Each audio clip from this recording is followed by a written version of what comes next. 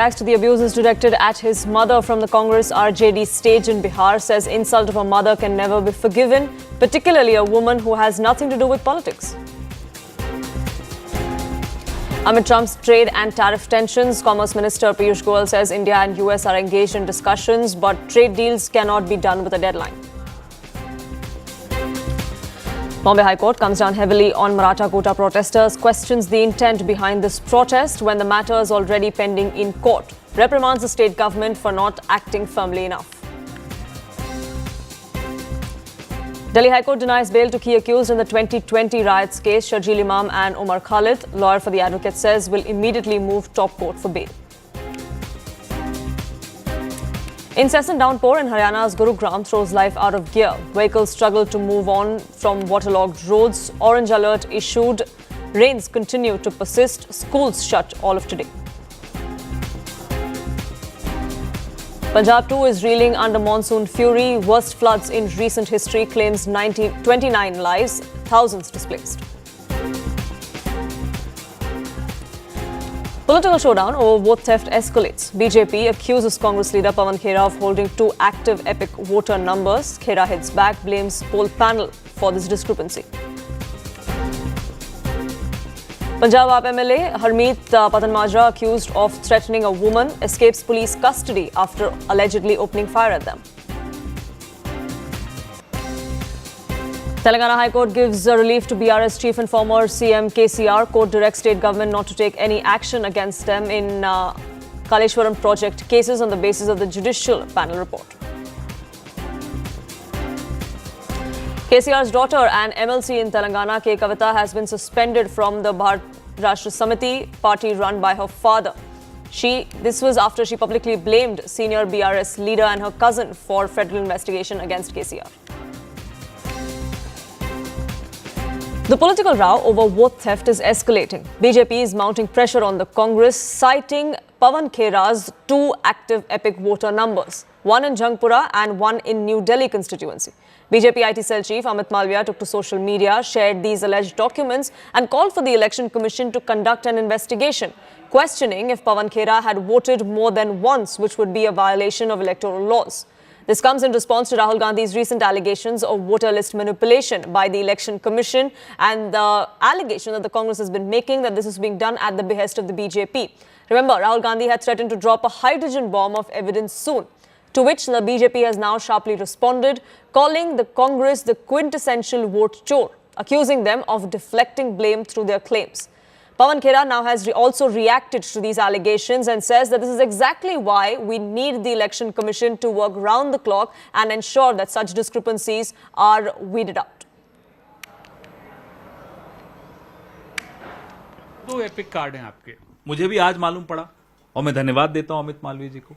सवाल उन्होंने सही उठाया, गलत व्यक्ति से उठाया। ये जिम्मेदारी मेरी नहीं है, चुनाव आयोग की है। यही बात 7 अगस्त से राहुल गांधी निरंतर यही मुद्दे उठा रहे हैं कि ये चुनाव आयोग की कार्यशैली क्या है। मैं 16 में वहां से निकलकर इधर आया, 2016 में फॉर्म नंबर 7 देकर आया, पूरे परिवार का शिफ्टिंग बताकर आया। उसके बावजूद अगर चुनाव आयोग मेरा नाम वहां से नहीं काटता और उसके बाद 4 या 5 बार वो रोल रिवीजन कर चुका है। अब बताइए बीएलओ काम कैसे करते हैं कि जब वो वहां ग्राउंड पे जाते ही नहीं है तभी ना उन्हें मालूम पड़ता कि मैं वहां नहीं रहता। अब तो वहां कोई गुप्ता जी रहते हैं। तो बीएलओ की कार्यशैली, चुनाव आयोग की कार्यशैली आज अमित मालवीय ने भी एक्सपोज कर दी, जैसे कि हम लगातार पिछले 1 महीने से कर रहे हैं।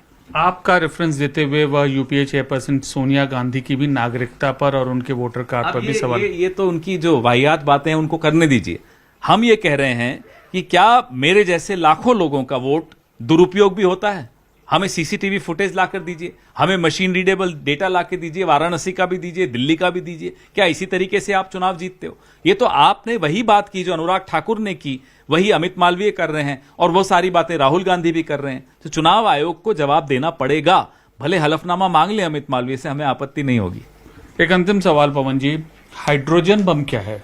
खत्म हो गई सब कुछ बिहार यात्रा, अब हाइड्रोजन बम है क्या? जनता को पता तो चले। पता चलेगा, बहुत जल्दी चलेगा। बीजेपी में बड़ी घबराहट है, हमें मालूम है। कई बार कल रात से अभी तक हमें कई लोगों के फोन भी आए कि साहब क्या है, जरा पता लगा के बताइए, आपको तो पता होगा। अरे इंतजार कीजिए, पता लगेगा, मोदी जी को भी पता लगेगा।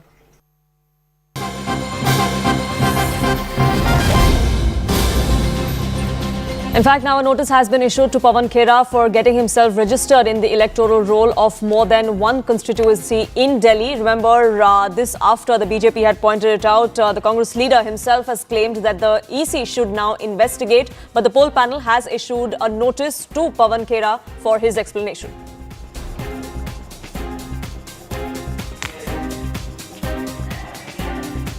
ये बीजेपी ने आज मेरे पर आरोप लगाया कि मैंने 2 जगह वोट दिया। अब मैं उन्हें चुनौती देता हूं, लाइए सीसीटीवी फुटेज नई दिल्ली के खंड संख्या 78 काकानगर पोलिंग बूथ का। हम तो सीसीटीवी फुटेज मांग रहे हैं और हम ये भी कह रहे हैं कि बीजेपी अब हलफनामा दायर करे कि पवन खेड़ा ने 2 वोट दिए हैं इस इलेक्शन में। अब फिर उसके बाद बात करते हैं। Arunima joins us, getting us more details on this. Arunima, the Congress is turning the tables on the poll panel here, that these discrepancies were highlighted by me. And why is it that the poll panel hasn't done anything for all these years? But now a notice has been issued to Pawan Khera himself. Yes, the New Delhi election office of the New Delhi district, they have issued a notice to Pawan Khera asking why action should not be taken against him for having 2 epic cards, and he has been given time of 1 week. This notice says you are therefore directed to show cause as to why action should not be taken against you under the said act. Your reply should reach us by 11 a.m. next Monday. So he has been given time till 8th of September to respond to EC. He says that we gave in writing, we gave the requisite form number 7, when we shifted address. A lot of people in this country shift address, they shift cities, they shift colonies, and the required procedure is to tell the election commission or to tell the concerned electoral officials that they have moved. Pawan Khera claims he has done that, and yet if his name has not been deleted from the list, the answer should be given by the election commission officials. The onus is on them. But now that this notice has been issued to him, it will be interesting if he does have a copy of that Form 7 that he claims was given. And he's also asking that will Amit Malviya be asked to give an affidavit, just like Rahul Gandhi was asked to do when he made the claims about Bengaluru. Right. Arunima, thank you so much for getting us the latest on that front. Chaos has gripped Delhi NCR. There was relentless rain that pounded the region late last night. It triggered widespread waterlogging and traffic paralysis. Gurugram seemed to be the worst hit. Millennium City, as it's called, was hit by downpour for a few minutes, but the aftermath of it was seen for hours together. The IMD, in fact, had issued a warning for more rains in coming days, and today wasn't any different. The downpour brought the Delhi-Jaipur expressway to a standstill late last night. A 4-kilometer gridlock choked that entire stretch, especially at the Delhi-Gurugram border. In response, the Gurugram district administration urged corporate offices to switch to work from home today. All schools were directed to conduct online classes, but things didn't change as much this morning, because even as the rain continued, so did these woes for residents. Social media has been flooded with visuals and videos of stranded vehicles, their headlights forming endless chains in both directions, and we saw this since late last night. Authorities are racing to restore order, but unfortunately not enough is being done in enough time. Commuters continue to face these hour-long delays across key intersections. Major Yashpal Singh Moore is a resident of Gurugram. He's been very vocal on social media about the woes that residents like him are facing. So thank you so much for speaking with us here on CNN News 18. You know, you put out a video yesterday as well, and that's something that we are showing to our viewers. This kind of serpentine queue of traffic jam, that seems to be routine now every single time it rains in Gurugram. Yeah, we had, before this in July, early part of monsoons, we had similar situation at night when a couple of people were electrocuted also. And in that particular jam, I was myself caught up, and I've seen the kind of, nobody replies, even you keep calling the police, the traffic police, you don't get any reply.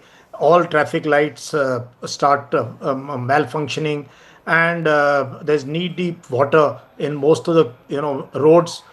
So there is a total gridlock, a jam panic kind of situation, and people are stuck in their cars. Some of them, their cars break down or they leave their cars, and the cars are stranded there till next day afternoon when they come and pick up. Overall, I think it's a huge, not national embarrassment, it's an international embarrassment for us, because there are a lot of multinational companies working here. We are a stone throws away from Delhi airport. The best hotels, best dining spaces are here. Best liquor shops are here in Gurgaon, but the situation is absolutely horrendous. Yeah. Why is that, do you think then? Is there because there's no political will? I mean, governments change every now and then, elected representatives change every now and then, but the BJP has been in power there for 10 years. The MPs from the BJP, the MLAs from the BJP, the civic bodies with the BJP. So it's not lack of coordination between different parties. It's just lack of political will perhaps then? Yeah, in fact, not triple engine, it is 4 engine. Even our RWAs are with BJP. So everyone is here, is from one, they wear the same scarf, right from the chief minister and, on central government. And Delhi also is now with BJP. So I think it is no concern because people don't vote for civic amenities. When the elections come, we will again vote for Hindu-Muslim politics and whatever narrative we build at that time. People have got, I think, quite accustomed to living in pathetic conditions, living in slums. Really, it is very sad, and they don't raise their voice. The civil society doesn't raise a voice, and when the politician doesn't crack the whip, the bureaucracy is by and large patchwork kind of thing they are doing. In such a situation, at least the chief minister, if not the chief minister, senior minister of BJP government in Haryana should be camping in Gurugram for a month, ensuring, sitting over the head of the bureaucrats to get this thing cleaned up. And the garbage dumps, ye barish to chhod do, ye to ek do din ka kaam hai.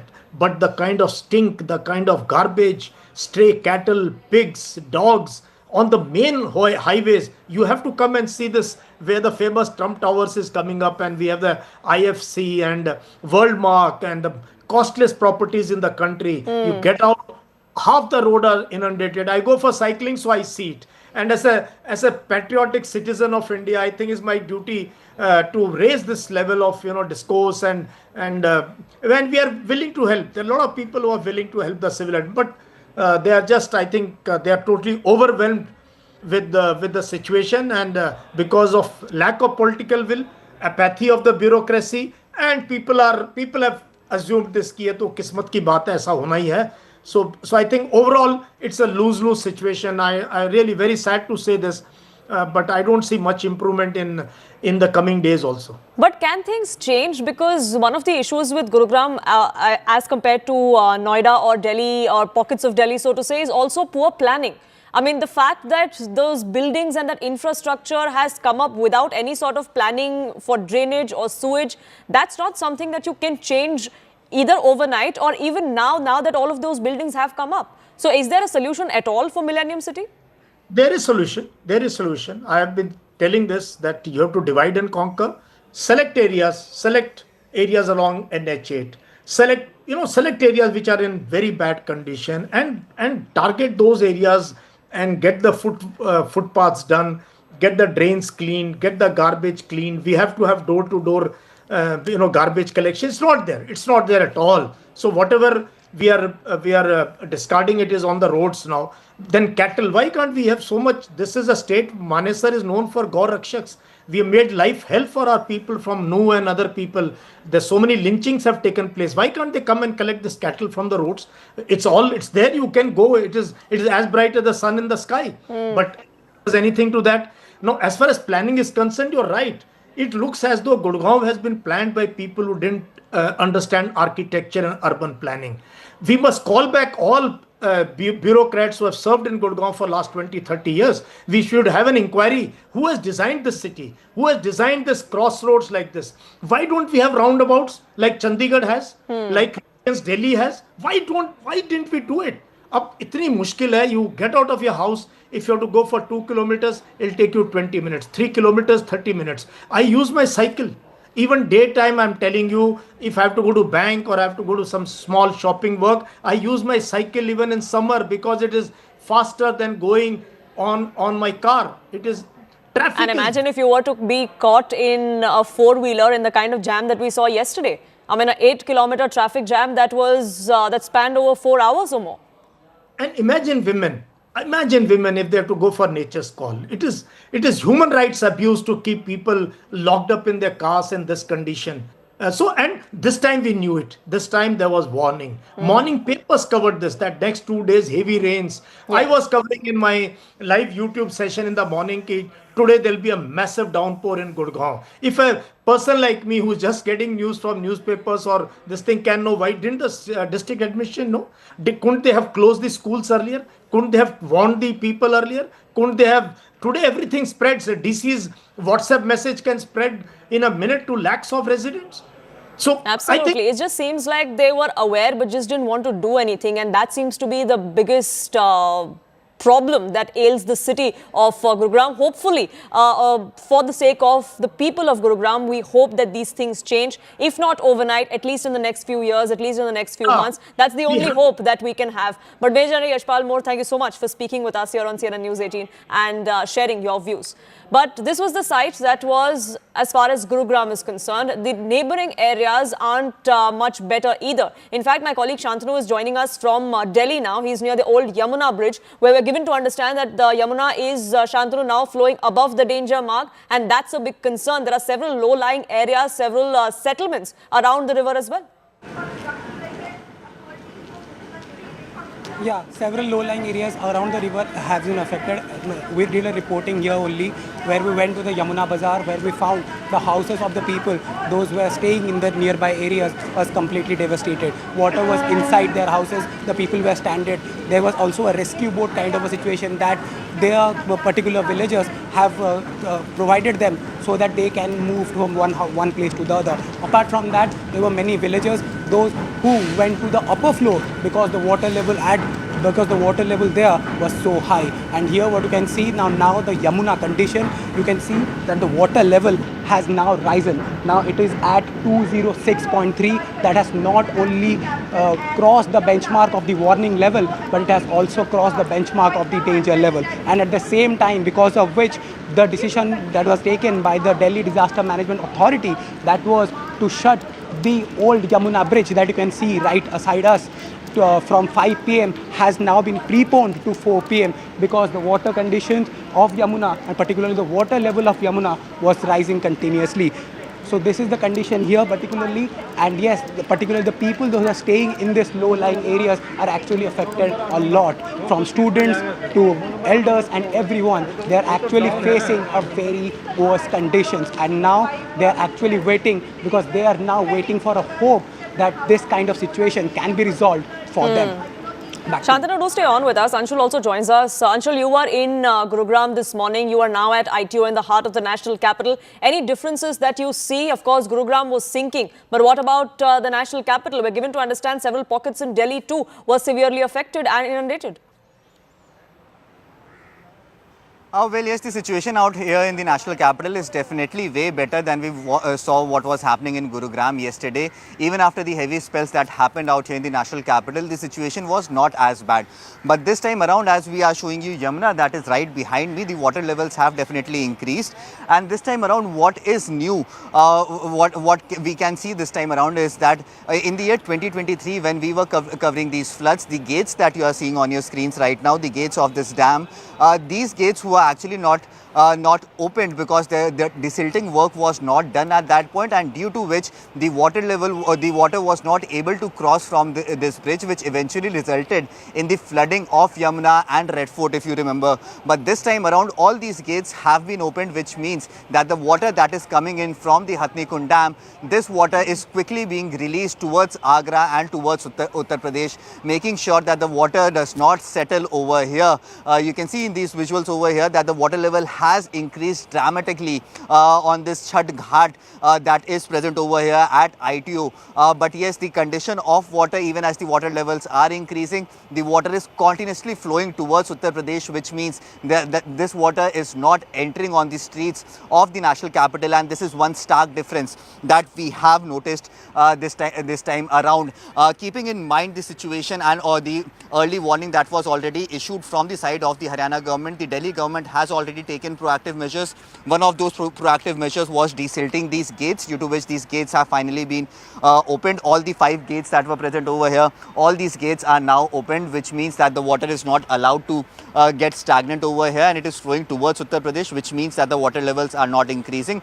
Apart from this, the people who were living in low-lying areas, they were already removed from the banks of Yamuna at least a week ago, which means that not a lot of people are getting affected by these by this increase in water level over here. You can see that the manner in which the water has increased, it is almost impossible for any person who has seen Yamuna to believe that so much water can also come in this river, and the river can get cleaned as well. The river does not seem black as what we have been seeing over the past many years. So yes, the water flow is coming in. The Yamuna is running over danger mark, but good news for the people of Delhi is that the water is not getting stagnated over here. The water is being allowed to flow towards Uttar Pradesh, which means that the flood kind of situation that we saw happen in the year 2023, where places like ITO, the Red Fort, the Chief Minister's office, the Deputy Chief Minister's residence, the Vidhan Sabha, all these places were inundated in 2023. That kind of scenario is not something that is reality this time around, and that is a massive difference that we are observing what happened in 2023 and what is happening today in 2025. Right, Anshul and Shantanu, thank you so much for getting us the latest on that front. Delhi seems to be faring better as far as nature's wrath is concerned, but Gurugram sinks every single time there is a downpour. Who is going to take responsibility though? These are the people that are responsible for ensuring that Gurugram does not sink, that the residents do not have to wait in serpentine traffic jams. Nayaab Singh Saini, the Chief Minister of Haryana, was also in charge of town and country planning. That is directly linked to licensing and urbanization policy. Why exactly is he not taking responsibility for what transpires every single time there is heavy rains in Gurugram? Rao Indrajit Singh is a member of parliament from Gurugram in the Lok Sabha. This is not his first term. He's a 3-time MP, previously with the Congress party, now with the BJP, but seems like nothing much has changed for the people of Gurugram. Sudhir Kumar Singla is the MLA of the BJP representing Gurugram in the Vidhan Sabha. The MLA is the one that a voter would expect to raise local civic issues, and yet this MLA seems to not be hitting the ground running when such things happen, reaching out to people that need assistance. Rajrani Malhotra is the mayor of the Municipal Corporation of Gurugram. She is the political head of the corporation, which means she's directly accountable for what transpires every single time there is heavy downpour and people are left stranded fending for themselves. This is just the political aspect of it. What about the civic body? Pradeep Daya is the commissioner of the Municipal Corporation. The civic body is responsible for waste management, for drainage, for ensuring that your roads are in prim and proper shape. Why is he not taking responsibility? Ajay Kumar is a deputy commissioner who coordinates between the state government, the police and the local bodies, which means that all pillars of the local governance are on the same page when situations like these occur, and yet there seems to be very little coordination between these bodies. Ramesh Chandar is a Vidhan Divisional Commissioner of the Supervisor of the Municipal Corporation. His role is mainly to ensure coordination and compliance, again, between all bodies. He's more of a supervisor than actually getting it done. Where is the supervision is what many residents of Gurugram are asking. And we hit the ground running in Gurugram. We tried to address the kind of issue of waterlogging, of inundation that has been witnessed every single time there is a heavy shower. 30 minutes of rain and then 30 hours of woes is what the people of Gurugram witness. In fact, we approached the Joint Commissioner of the Municipal Corporation for a response. Initially, he refused to speak on camera. He refused to answer why Gurugram faces this kind of waterlogging every single time. When we asked him again, this is what he had to say. What are the steps that the officials are taking, the MCG in fact, because we saw that a lot of areas are still flooded. So what is your next plan? बंद करना है नहीं, हमें मना है इस बारे में कि हम अपने उसी के बारे में मैं बता सकता हूँ. आपको मना है वाटर लॉगिंग के बारे में बात करने के लिए? मैं सिर्फ अपना जो मैं देख रहा हूँ उसी के जिसकी मुझे जानकारी होगी मैं वही बता सकता हूँ ना आपको. Huge leap of garbage has been found कई एरियाज में है सर. उनको लेके भी ये है कि जो ड्रेनेज सिस्टम है वो क्लॉग्ड हो गया है. तो बहुत सारे लोग कंप्लेन, अभी बाहर भी 2 लोग कंप्लेन के लिए आए हुए हैं. उसको लेके क्या करिए? हमारे जो कंसर्न ज्वाइंट कमिश्नर्स हैं वो उसके बारे में कर रहे हैं. दे आर डूइंग, मतलब कि हम ट्रैक्टर ट्रॉली हायर कर रहे हैं और जो दूसरे व्हीकल्स हैं वो हायर कर रहे हैं. और अब हमारा पहले से बहुत ज़्यादा इम्प्रूव हो चुका है जो गार्बेज कलेक्शन का काम. सर लेकिन अभी अगर वाटर लॉगिंग हो रही है तो उसमें आप सीवेज सिस्टम का कितना देखते हैं कि वो कितना भागीदार है इस चीज़ का, और उसको लेके जो वाटर लॉगिंग हो रही है उसको लेके आप क्या कहना चाहिए? हमारी टीम अभी काम कर रही है, जहाँ पर कुछ वाटर लॉगिंग की प्रॉब्लम आ रही है वो क्लियर कर रहे हैं ड्रेन्स को.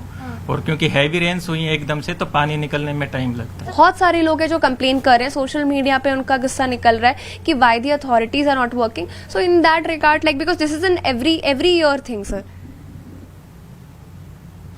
इस बार हम पूरी तैयारी के साथ कर रहे हैं, और क्योंकि ये जो प्रॉब्लम्स होती है सैनिटेशन की, वो सब लोगों से मिलकर होती है, उसका रेजोल्यूशन होता है, वो एक कोई बंदा नहीं कर सकता. उसके लिए पब्लिक को भी साथ आना पड़ेगा कि वो मतलब कि वो भी खुद ध्यान रखें ड्रेनेज वगैरह का, और साफ सफाई का ध्यान रखें, कूड़ा खुले में ना फेंकें, अथोराइज्ड जो हमारे जो गाड़ियाँ जाती हैं उन्हीं को दें.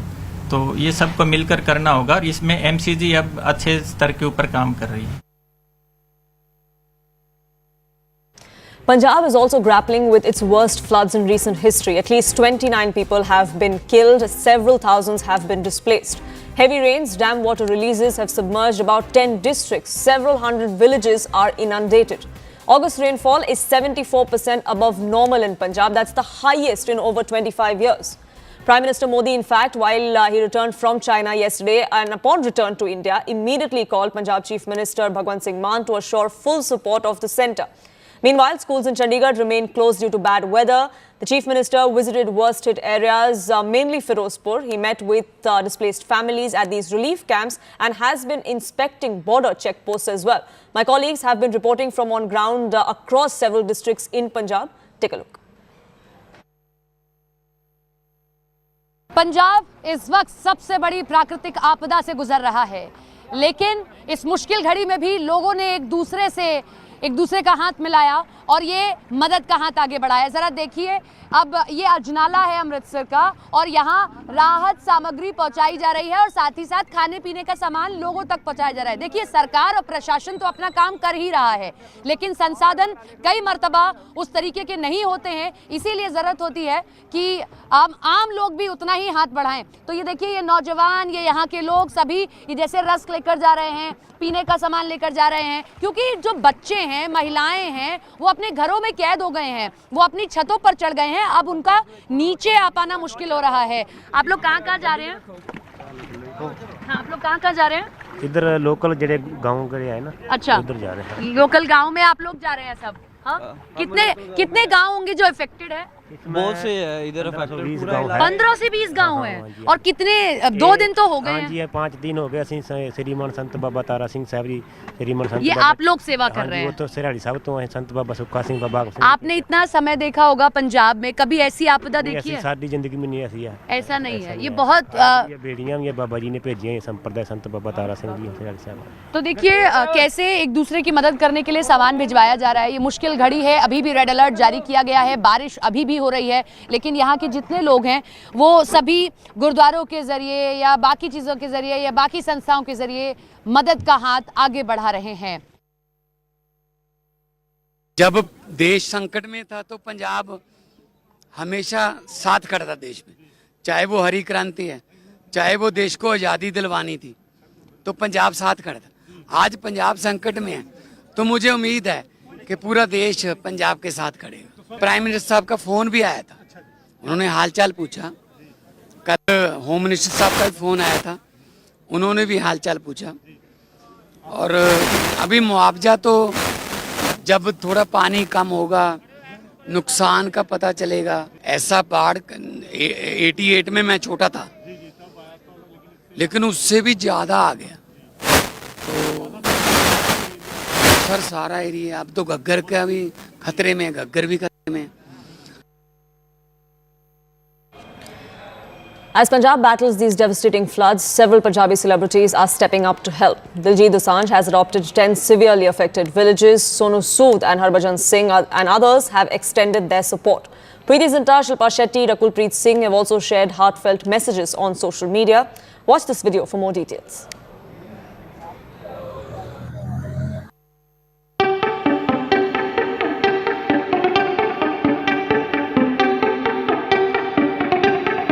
Punjab is facing one of its worst flood disasters in years, and the visuals coming out of the state are absolutely heartbreaking. Yet, amid the devastation, a ray of hope shines through, as some of the nation's biggest stars unite in a strong show of solidarity to offer support and aid.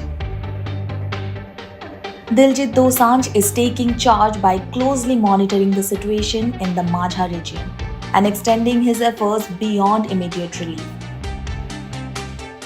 He has announced that his team is developing a sustainable rehabilitation plan and has already adopted 10 villages severely affected by the floods. Sonu Sood, known for his humanitarian work, shared a heartfelt video from the flood-affected districts, encouraging everyone to seek help without hesitation. Meanwhile, his sister Malvika Sood too has been actively distributing essential supplies to families in need on the ground. Sanjay Dutt turned to social media to offer prayers and pledge his support. Former cricketer Yuvraj Singh echoed the sentiment with an emotional post. Star cricketer Shubman Gill also offered reassurance. Rakulpreet Singh extended her thoughts and prayers to everyone affected by the floods, while Shilpa Shetty Kundra expressed her heartbreak over the devastation and wished strength, safety and healing for all those impacted. Preeti Zinta also expressed concern over widespread destruction. Sonam Bajwa shared heart-wrenching images from flood-hit regions on Instagram, saying, "I am doing my part to help."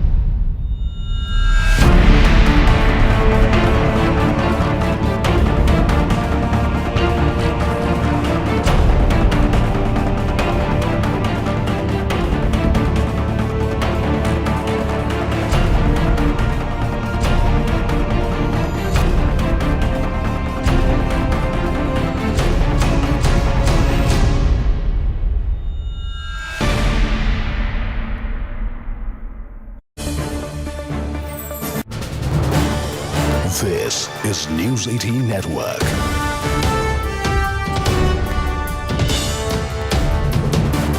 India's largest news network.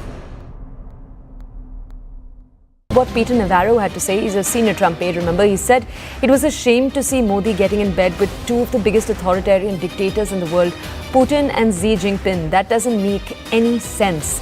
Now we're just going to go over to our colleague Siddhant, but we'll just play out this fight for you first. Problem is that India literally is the Maharaja of tariffs. It has the highest tariffs of any major country in the world, and it's in denial about that. It tries to tell everybody out there that that's not true when it is demonstrably true. So they should engage with us. They haven't done that as Japan, Korea, the Philippines, Indonesia, the European Union has. They simply think they continue having their way with us. President Trump's not going to allow that. Now, Putin gives India a discount on crude. They refine it, sell at premium prices to Europe, Asia, and Africa. It's nothing but profiteering. India cannot stand on the thin reed that somehow they need this oil to run their cars or cool their homes. It's false, just simply false. It was a shame to see Modi getting in bed as the leader of the biggest democracy in the world with the two biggest authoritarian dictators in the world, in Putin and Xi Jinping. That doesn't make any sense. Okay, let's go to our colleague Siddhant to understand this statement too. Siddhant, we've just shown our audiences two statements coming in from US officials in the last few hours. Bring us your interpretation of this most recent statement from Navarro. He has been quite a firebrand in the last few weeks with his statements. But then also tell us, can we use both of these statements as a thermometer of how the US administration is feeling? Yes, Toya, as I said, that any individual can definitely have an opinion on wherever Prime Minister Modi goes or what level of ties India is keeping with any other country. But Toya, the fact is that the kind of words that are being used in the last 1 week. Thank you so much for staying with us here on Nation at 5. Prime Minister Narendra Modi, while addressing a public event in Bihar today, condemned the abuse and abusive remarks that were made about him and his late mother from a joint RJD-Congress platform during the India Bloc's Voter Adhikar rally in Darbhanga last week. Calling it an insult to all women, Prime Minister Modi said that my mother had nothing to do with politics, even despite that, she was then abused. He said that these remarks deeply hurt not just him, but mothers and daughters across Bihar and across the country. He questioned the dignity of the political discourse under the opposition's leadership. Meanwhile, the NDA has now called for a Bihar Bandh on the 4th of September over this abuse to Prime Minister and his mother. Bihar में RJD Congress के मंच से मेरी मां को गालियां दी गई। ये गालियां सिर्फ मेरी मां का अपमान नहीं है, ये देश की मां, बहन, बेटी का अपमान है। आप सब जानते हैं, अब मेरी मां का शरीर तो इस दुनिया में नहीं है।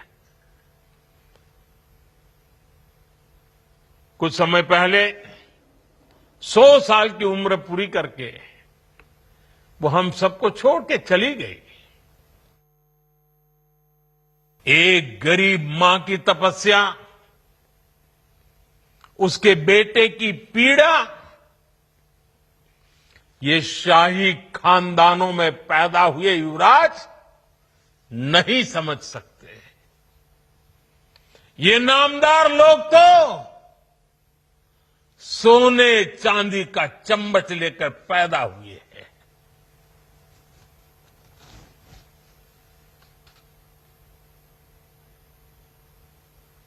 वो तो यही मानते हैं कि देश और बिहार की सत्ता इन्हें अपने खानदान की विरासत लगती है। इन्हें लगता है कुर्सी इन्हें ही मिलनी चाहिए। न कांग्रेस में कोई ऐसा नेता या कार्यकर्ता है जो किसी की मां का अपमान कर सकता है। मैं पूरी उम्मीद है मुझे कि बीजेपी में भी ऐसा नहीं होगा। लेकिन जो व्यक्ति कहता है मैं नॉन बायोलॉजिकल हूं, वो किसका अपमान कर रहा है? क्या वो अपनी मां का अपमान नहीं कर रहा? Aman, my colleague, now joins us, getting us more perspective on this. Aman, the BJP is not going to let this go. They've decided to make it a political issue ahead of upcoming elections in Bihar. Well, absolutely, Poonam, and especially after the Prime Minister has said today what he had to say while addressing this event in Bihar. Now we have senior ministers, Mr. Amit Shah, JP Nadda, the BJP president, also put out statements condemning what happened on on August 27th in Darbhanga, and the Prime Minister making it very, very clear that this was not just an insult of his late mother, it's an insult of every woman in Bihar, and that is why the BJP has decided to make this a major issue in Bihar. As we all know, the woman voter has always been a strong bloc for the NDA, both for the BJP and the JDU. There have been various issues in Bihar, be it the prohibition in Bihar or the improvement in the law and order which has happened in Bihar under the NDA rule. That is why the woman voter has rallied behind the NDA. With this particular issue now, the Prime Minister saying that his late mother was insulted from the stage of the Congress and the RJD, and no top Congress or RJD leader has apologized for the same. The Prime Minister saying that the people of Bihar, especially the women of Bihar, will never forget this insult, and that is why BJP is escalating there now. The BJP's Women Morcha in Bihar has called for a Bihar Bandh after a day on September 4th, and leading BJP leaders speaking about it in the larger context of Bihar elections. The BJP is trying to make it a larger issue about women's safety, women asmita, and saying that the RJD has never respected women, nor has the Congress party, and that shows in the lawlessness which prevailed in their rule in Bihar. And if they come back to power, these attacks and these insults of women in Bihar will only increase. That is why we see the BJP upping the ante on this particular issue. Right, Aman, thank you so much for getting us the latest on that front. Political reactions, meanwhile, trickling in thick and fast. Let's listen in. जो प्रदेश माता जानकी के जन संस्कार के लिए विश्व भर में विख्यात हो, जो प्रदेश हजारों वर्षों से शिक्षा और संस्कार का केंद्र बिंदु रहा हो, ऐसे बिहार में एक राजनीतिक मंच पर विपक्ष के नेताओं द्वारा प्रधानमंत्री जी की दिवंगत माता का अपमान पूरे देश को आक्रोशित करने वाला है। वो मां जिसका राजनीति से कोई सरोकार नहीं, वो मां जिसने गरीबी में संघर्ष किया ताकि अपने परिवार को संरक्षित रख सके, वो मां जो आज हमारे बीच नहीं है। ऐसी मां का अपमान हम सबको पीड़ा पहुंचाता है। मेरा मानना है देश की, बिहार की सम्मानित माताएं बहनें इस अपमान का मुंह तोड़ जवाब देंगी विपक्ष को। We'll keep a track of that political controversy and much more here on Nation at 5. But for now, a quick break.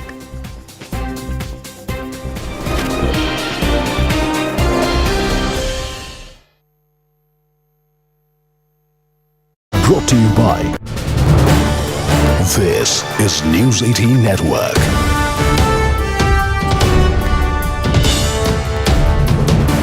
India's largest news network.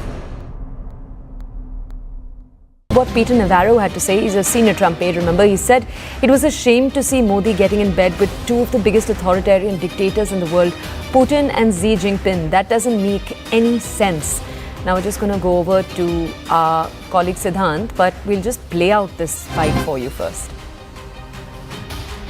Problem is that India literally is the Maharaja of tariffs. It has the highest tariffs of any major country in the world, and it's in denial about that. It tries to tell everybody out there that that's not true when it is demonstrably true. So they should engage with us. They haven't done that as Japan, Korea, the Philippines, Indonesia, the European Union has. They simply think they continue having their way with us. President Trump's not going to allow that. Now, Putin gives India a discount on crude. They refine it, sell at premium prices to Europe, Asia, and Africa. It's nothing but profiteering. India cannot stand on the thin reed that somehow they need this oil to run their cars or cool their homes. It's false, just simply false. It was a shame to see Modi getting in bed as the leader of the biggest democracy in the world with the two biggest authoritarian dictators in the world, in Putin and Xi Jinping. That doesn't make any sense. Okay, let's go to our colleague Siddhant to understand this statement too. Siddhant, we've just shown our audiences two statements coming in from US officials in the last few hours. Bring us your interpretation of this most recent statement from Navarro. He has been quite a firebrand in the last few weeks with his statements. But then also tell us, can we use both of these statements as a thermometer of how the US administration is feeling?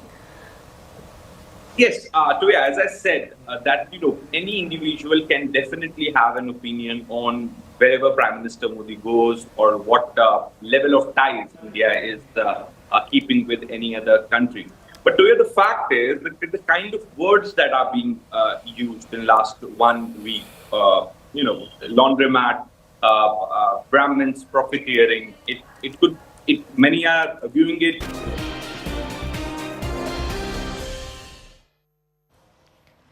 A cabinet subcommittee today met Jarange Patil at the protest site in Mumbai's Azad Maidan. Ministers in Maharashtra, Radhakrishna Vikhe Patil, Manik Rao Kokte and Shivendra Raje Bhosle were among those present in that meeting, which was the first such communication between the state government and the quota agitation leader. The government has agreed to withdraw all cases filed against those protesting in demand for this Maratha reservation. Following that particular meeting, the minister said that once the government issues a resolution, his supporters will vacate Mumbai by 9 p.m. Mumbai police have begun to remove these protesters after Bombay High Court's directive earlier this day.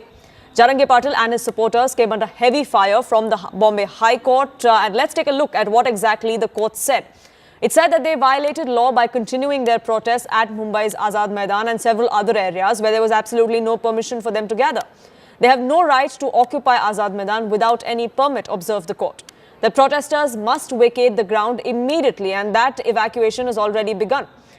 Leave immediately or we will take action was the stern message that came to the court from the Bombay High Court. We will impose exemplary costs or we will initiate contempt action, is what the court also said. Complete normalcy or else we will go out on the streets ourselves, is what the judges had to say after seeing the kind of traffic jams and crowds that we saw in the heart of Mumbai for the last 4 days. In fact, the court came down very heavily on the state government and the police as well, asking what steps the state had taken to ensure that more than 5,000 didn't come.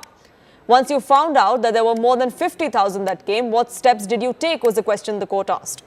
It also then observed that this agitation had paralyzed daily life and created fear among citizens of Mumbai.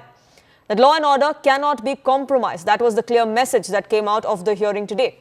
The court also said that it cannot be under High Court. It cannot be that the High Court was under siege and a judge had to walk to court because the roads were chock-a-block with these protesters.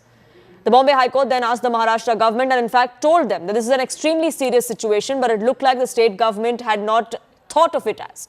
That the court was not satisfied with how the state government had acted in this measure.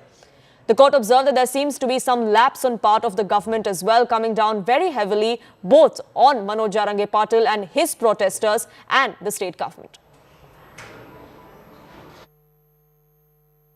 मुझे लगता है कि मनोज जरांगे पाटिल जी मराठा नेता के popular नेता है। उन्होंने मराठा समाज को बहुत बड़ा जागरूक किया है और मराठा समाज लाखों की संख्या में रिजर्वेशन के लिए संघर्ष करने के लिए मैदान में उतरा है। उसमें ये बात इतनी है कि माननीय देवेंद्र फडणवीस जी ने बताया है कि भाई संविधान के दायरे में ही जो होता है वो करना पड़ेगा। संविधान के दायरे के बाहर हम नहीं कर सकते हैं। तो जरांगे पाटिल जी ने अपना जो अनशन समाप्त करना चाहिए, सरकार को टाइम देना चाहिए, लेकिन सरकार जो भी मतलब अभी जो हैदराबाद का गैजेट है, सातारा का गैजेट है वो ढूंढ रहे हैं और उसमें अगर कुंभी रिकॉर्ड में होगा तो उनको ऑटोमेटिकली उनको रिजर्वेशन में मिलेगा, लेकिन हर बार इस तरह की धमकी देना ठीक नहीं है। Yasha, my colleague, now joins us, getting us more details. Yasha, after the Bombay High Court came down heavily both on Jarange Patil and his supporters and the state government, looks like things could be getting better. Some people have already been evicted from there. Absolutely, Gurugram. In fact, I'll show you visuals. In fact, the Bombay High Court came heavily on the protesters. They questioned the protesters as well as the state government. But after which the developments had come in, wherein the subcommittee of the state government led by Radhakrishna V.K. Patil, they met Manoj Jarange Patil. There was discussion that was held. There were around 7 to 8 point plan that was discussed between the two of them, of which there are 3 important aspects. Manoj Jarange Patil demanded that there were 3 gazettes that should be issued within a span of an hour, following which by 9 p.m. all the protesters would leave the city. In fact, now that we see the roads have been quite clear. In fact, you also see how members of the Maratha community have been celebrating right outside the CST station and BMC office. This comes in as the first gazette, that of Hyderabad Gazette the GR has already been released. The other demands also include that the Satara Gazette GR should be released within a span of an hour. So in the next couple of minutes, we'd expect that also to be coming in. And lastly, all the cases against the Maratha protesters should be dropped. Apart from that, the leader of the community also said that there were fines that were imposed on the vehicles that were parked in and around South Mumbai. Around 5,000 fines were imposed on them. That should be removed. So the state government has agreed to all of this. The major contention, that of ensuring that the Maratha community is mentioned as the Kunbi community, that is something that now has been given a time of around 3 months from now. 90 days is the time limit that's been given to the state government so as to ensure that the Marathas get get cast under the Kunbi certificate, get their Kunbi certificates. What's important to note is that why do we speak of this Hyderabad Gazette? Why do we speak of Satara Gazette? Now here, speaking historically as to why this entire contention that is in place during the time of Nizam, the Maratha community was being mentioned as the Kunbi community. However, post-independence, Marathas, when the Marathawada was formed, the separate status of Marathas. As of now, several of these community members claim that their community members are mentioned as Kunbi then. So now with Hyderabad Gazette GR and Satara Gazette GR in place, some of these people, if they find their ancestral links, the names in that very gazette, they will get the they can get the reservation as Kunbi caste under the Hyderabad Gazette or Satara Gazette. Like you see after this very discussion with the subcommittee that was held with Manoj Jarangi Patil, some of the leaders from the subcommittee still remain at Azad Maidan. But yes, some of these protesters are now out back on the streets celebrating the decision that's been taken by Manoj Jarangi Patil and the subcommittee. And as far as the promise by Manoj Jarangi Patil is concerned, he's assured that if these three GRs are put into place by 9 PM, all of these people will vacate the streets of Mumbai and be out of Mumbai. So yes, as of now, of course, some of the people still remain here. When we speak of the court case, Satish Mane Shinde, who is representing Manoj Jarangi Patil here, mentioned that 90% of the people had left the city after the Bombay High Court order yesterday. But yes, despite all of that, when we were right here, the entire day reporting, we'd seen how this entire street was blocked. Of course, some of the vehicles have now been removed after the 1 PM order of Bombay High Court.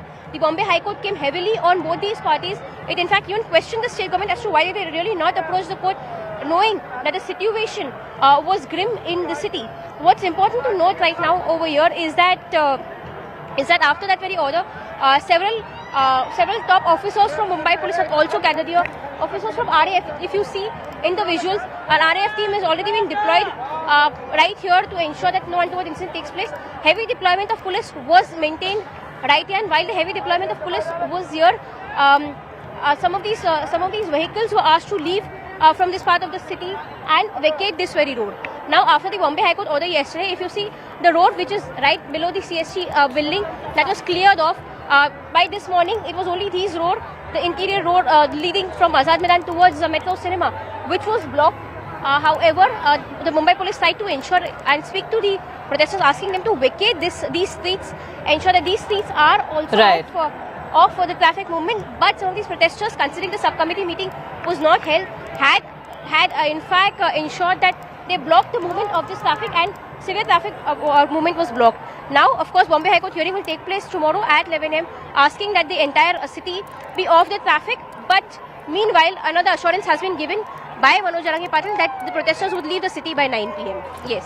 Right, Yasha, do stay on with us, because we're given to understand that there is some amount of breakthrough that has now been achieved between the state government and Manoj Jarangi Patil. The government, in fact, has agreed to implement the Hyderabad Gazette and withdraw all cases against these protesters. Maratha protest has gained ground is what we're given to understand, and that several key demands have now been agreed to by the state government. Yasha, what are these demands that seem to have now been met, because that's exactly how this deadlock has been broken by the state government? So yes, Poonam, in fact, like we've spoken of, there were certain demands that were being put forth by these protesters. One, of course, was the implementation of Hyderabad Gazette. The other was the implementation of Satara Gazette. So they had demanded that immediately a GR be issued in the span of an hour. If that is being done, then the protesters would be out of the city by tonight 9 PM. The other important aspect, the other important demand by these protesters was that all the cases against the Maratha protesters should in fact be cancelled. Apart from that, there were fines that were imposed on the vehicles that were parked on this road. All of this have also been asked by the state government to ensure that none of these fines are imposed on them. Apart from that, the Maratha protesters who lost their life, financial aid to their families is being promised by the state government in a span of next 1 week. So all of these are important demands that have been put into place. So another important demand, one of the key demands by Maratha protesters, was that they should be made a part of the Kunbi community. They should be given the category the OBC reservation under Kunbi caste. However, when it comes to this, there is of course a deadlock that still continues. The subcommittee, Manoj Jarangi Patil, speaking to the subcommittee, has said that there is almost a span of 3 months that is being given to them. When it comes to these 3 months, in a span of these 3 months, if the state government has to implement this.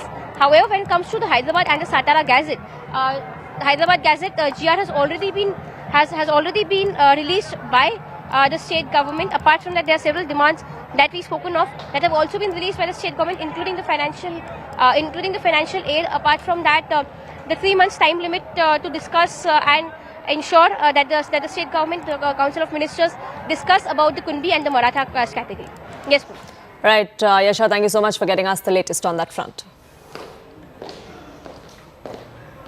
On to news from the world of entertainment. Songs of Paradise, starring Soni Razdan and Sabah Azad, premiered on Prime Video on 29th of August. In an exclusive conversation with CNN News 18 Shosha Titash Chaudhary, the actor duo, along with director, talk about human stories from Kashmir, casual sexism that female actors still face in the industry. Listen in to that exclusive conversation. You are a Kashmiri, right? You were born there, you were brought up there. For how long were you thinking of, probably turning Raj Begum's life into a film? Since 2019, actually. It's been a while. Yeah, we were doing research on it. A lot of things happened in between. There was COVID. There was a lot I had the other film that released in between. A lot of factors came in. But I've been doing this research for a very long time. I always wanted to do a film about a Kashmiri musician who Raj Begum, nobody knows about her. Yeah. Her legacy, her music, her contribution to Kashmiri craft. So as soon as I came, I actually met her too in 2016. Oh, long time back. You did? Yes. Yes, long time back. Maybe you did and I forgot. Yeah. She, I think, also passed away in 2016. 2016. Yeah. So I met her also because she used to still perform before she, her last years as well. She's 89 and she was 89. Yeah. Oh God. So as you know, this film is actually inspired by her music, her legacy. And, right. What about you two? Were you acquainted with her music, with her life? With much embarrassment, I'll have to say not. Okay. I'm a musician and I'm very ashamed that I actually didn't know anything about Raj Begum. But that's also, because a lot of her recordings were lost over time. And I find that perhaps stories from Kashmir don't travel quite as much as the mainland. So I really, truly didn't know. And I'm so delighted I got to do this film because of that I got introduced to her repertoire of music and her life story. So yeah, I was clueless. Yeah, no, I didn't either. And I think what is really has hit home for me is the fact that, while in the rest of the country there was Lata Mangeshkar who was like building her career and rising like a superstar, here was this other really strong voice coming from the, from the valley. And she was, of course, being, Padmashri, and through, well, that was later, but through Radio Kashmir, she got that channel to be able to explore her talent. But the rest of the country, perhaps at that time, maybe somebody knew, but all these generations after that, we'd forgotten or we don't know, and that was very sad to me to know that this talent was sort of lost in the crowd somewhere, CNN News 18 Primetime Studio, presented by Schneider Electric Smart Home Solutions.